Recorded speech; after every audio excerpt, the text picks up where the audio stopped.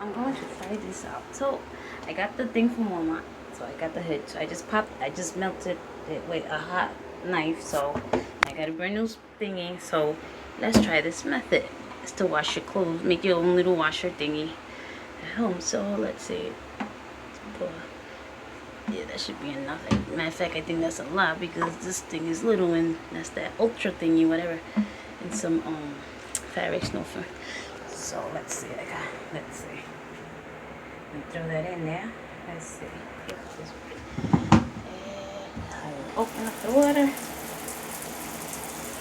Let that water fall in there. And put this on there.